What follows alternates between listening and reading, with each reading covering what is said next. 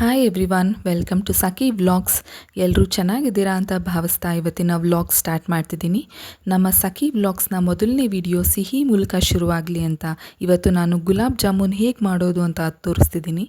ಈ ವಿಡಿಯೋನ ಎಲ್ಲೂ ಸಹ ಸ್ಕಿಪ್ ಮಾಡದೆ ಪೂರ್ತಿಯಾಗಿ ನೋಡಿ, ಹಾಗೆ ಸಖಿ ವ್ಲಾಗ್ಸ್ನ ಸಬ್ಸ್ಕ್ರೈಬ್ ಮಾಡಿ. ಮೊದಲಿಗೆ ನಾನು ಜಾಮೂನ್ ಮಾಡೋದಕ್ಕೆ ಪಾಕ ತಯಾರಿಸ್ಕೊತಿದ್ದೀನಿ. ಒಂದು ಪ್ಯಾನ್ಗೆ 1.5 ಕಪ್ನಷ್ಟು ಸಕ್ಕರೆ ಹಾಕೋತಿದ್ದೀನಿ. ನಿಮಗೆ ಜಾಮೂನ್ ತುಂಬ ಸ್ವೀಟ್ ಬೇಕಿದ್ದರೆ 2 ಕಪ್ ಸಕ್ಕರೆ ಕೂಡ ಹಾಕೋಬೋದು. ಆದರೆ ನಮ್ಮ ಮನೆಯಲ್ಲಿ ಸ್ವೀಟ್ ಸ್ವಲ್ಪ ಕಡಿಮೆ, ಹಾಗಾಗಿ 1.5 ಕಪ್ನಷ್ಟು ಸಕ್ಕರೆ ಹಾಕೋತಿದ್ದೀನಿ.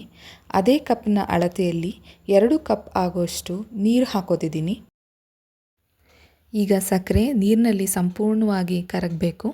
ಒಂದು ದೊಡ್ಡ ಸ್ಪೂನಿನ ಮೂಲಕ ಸಕ್ಕರೆನ ಮಿಕ್ಸ್ ಮಾಡ್ತಾ ಬನ್ನಿ. ನೋಡ್ತಾ ಇರ್ಬೋದು, ಸಕ್ಕರೆ ಪೂರ್ತಿಯಾಗಿ ಕರಗಿದೆ. ಇವಾಗ ನಾನು 1 ಪಿಂಚ್ ಸ್ಯಾಫ್ರನ್ ಕಲರ್ನ ಹಾಕ್ತಿದ್ದೀನಿ. ನಿಮಗೆ ಸ್ಯಾಫ್ರನ್ ಕಲರ್ ಹಾಕ್ಲಿಕ್ಕೆ ಇಷ್ಟ ಆಗಲಿಲ್ಲ ಅಂದರೆ ನೀವು ಕೇಸರಿ ದಳಗಳನ್ನ ಬಳಸ್ಬೋದು. ನೋಡಿ, ಕಲರ್ ಎಷ್ಟು ಚೆನ್ನಾಗಿ ಚೇಂಜ್ ಆಯಿತು.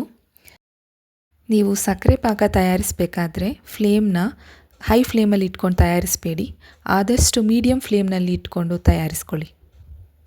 ಇದಕ್ಕೆ ನಾನು 4 ಏಲಕ್ಕಿನ ಕುಟ್ಟಿ ಪುಡಿ ಮಾಡಿ ಅದರ ಪೌಡರ್ನ ಹಾಕ್ಕೊತಿದ್ದೀನಿ. ಸಕ್ಕರೆ ಪಾಕಕ್ಕೆ ಏಲಕ್ಕಿ ಪುಡಿ ಒಳ್ಳೆ ಘಮನ ಕೊಡುತ್ತೆ. ಇವಾಗ ಪಾಕ ಆಲ್ಮೋಸ್ಟ್ ರೆಡಿಯಾಗಿದೆ. ಇದಕ್ಕೆ ನಾನು ಸ್ಟವ್ ಆಫ್ ಮಾಡೋದಕ್ಕೂ ಮುಂಚೆ 4ರಿಂದ 5 ಡ್ರಾಪ್ಸ್ ನಿಂಬೆ ರಸನ ಹಾಕೋತಿದ್ದೀನಿ. ಈಗ ಪಾಕ ಕಂಪ್ಲೀಟಾಗಿ ರೆಡಿಯಾಗಿದೆ.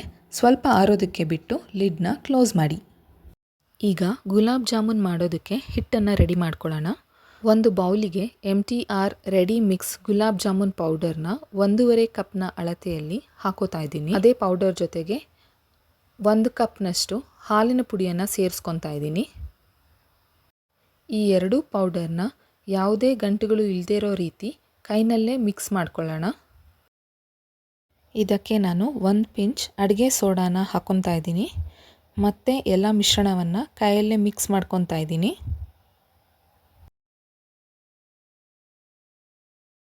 ಇದಕ್ಕೆ ನಾನು 1/4 ಕಪ್ಪಿನಷ್ಟು ಹಾಲು ತೊಗೊಂಡಿದ್ದೀನಿ.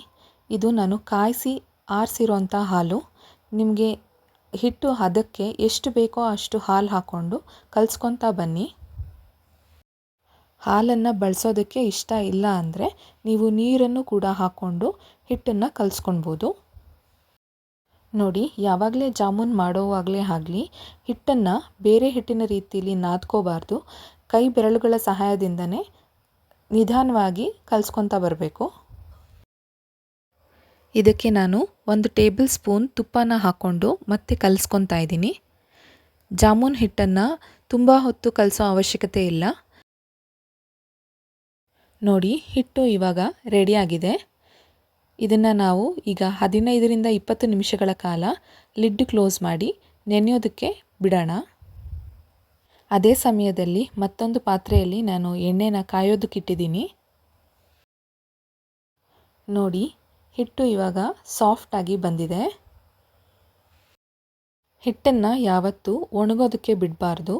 ಒಂದು ಬಟ್ಟೆ ಸಹಾಯದಿಂದನೋ ಅಥವಾ ಒಂದು ಪ್ಲೇಟನ್ನು ಕ್ಲೋಸ್ ಮಾಡಿ ಇಡಬೇಕು.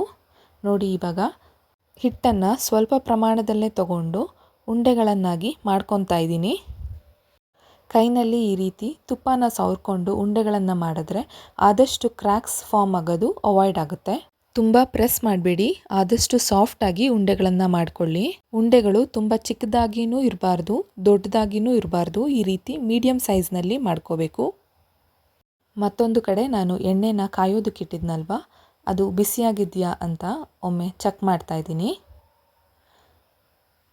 ನಮ್ಮನೆಯಲ್ಲಿ ನಾನು ಪ್ರತಿದಿನ ಬಳಸೋದು ಸನ್ಪ್ಯೂರ್ ರಿಫೈನ್ಡ್ ಸನ್ಫ್ಲವರ್ ಆಯಿಲ್. ಎಣ್ಣೆ ಕಾದಿದೆ. ಈಗ ನಾನು ಮಾಡಿಟ್ಟಿರುವಂತಹ ಉಂಡೆಗಳನ್ನು ನಿಧಾನವಾಗಿ ಎಣ್ಣೆಯಲ್ಲಿ ಕರಿತಾ ಇದ್ದೀನಿ. ಜಾಮೂನ್ನ ಕರಿಯುವಾಗ ಆದಷ್ಟು ಲೋ ಫ್ಲೇಮ್ನಲ್ಲೇ ಇಟ್ಕೊಂಡು ಮಾಡಬೇಕು, ಇಲ್ಲಾಂದರೆ ಅದು ತುಂಬ ಬೇಗ ಸೀದೋಗೋ ಹಾಗೆ ಆಗಿಬಿಡುತ್ತೆ. ಆದರೆ ಒಳಗಡೆ ಬೆಂದಿರೋದಿಲ್ಲ. ಈ ರೀತಿ ರೊಟೇಟ್ ಮಾಡೋದ್ರಿಂದ ಜಾಮೂನ್ ಎಲ್ಲ ಕಡೆ ಈಕ್ವಲ್ ಆಗಿ ಕುಕ್ ಆಗುತ್ತೆ. ನೋಡಿ, ಬಿಸಿ ಬಿಸಿ ಜಾಮೂನ್ ರೆಡಿಯಾಗಿದೆ.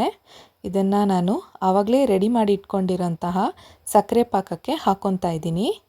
ಸಕ್ಕರೆ ಪಾಕ ಆಲ್ರೆಡಿ ಆರಿದೆ. ಇವಾಗ ಅದಕ್ಕೆ ಬಿಸಿ ಜಾಮೂನ್ ಹಾಕೋದ್ರಿಂದ ಅದು ಒಳ್ಳೆ ರೀತಿಲಿ ಪಾಕನ ಹೀರ್ಕೊಳ್ಳುತ್ತೆ. ನೀವೇ ನೋಡ್ತಿದ್ದೀರಾ ಜಾಮೂನ್ ಎಷ್ಟು ಚೆನ್ನಾಗಿ ಬಂದಿದೆ ಅಂತ. ಮೇಲೆ ಪಿಸ್ತಾ ಹಾಕಿ ತಿಂತಿದ್ರೆ ಇನ್ನೂ ತಿಂತಾನೇ ಇರಬೇಕು ಅಂತ ಅನಿಸುತ್ತೆ. ಇದೇ ಗುಲಾಬ್ ಜಾಮೂನ್ನ ಪಾಕದಿಂದ ತೆಗೆದು ಡೆಸಿಕೇಟೆಡ್ ಕೊಕೊನಟ್ ಪೌಡರ್ ಮೇಲೆ ರೋಲ್ ಮಾಡಿದ್ರೆ ಡ್ರೈ ಜಾಮೂನ್ ಕೂಡ ರೆಡಿ ಆಗುತ್ತೆ. 2 in 1 ರೆಸಿಪಿ. ಇವತ್ತಿನ ವಿಡಿಯೋ ನಿಮಗೆ ಇಷ್ಟ ಆದರೆ ಪ್ಲೀಸ್ ಒಂದು ಲೈಕ್ ಮಾಡಿ, ಹಾಗೆ ನಿಮ್ಮ ಫ್ರೆಂಡ್ಸ್ಗೂ ಕೂಡ ಶೇರ್ ಮಾಡಿ.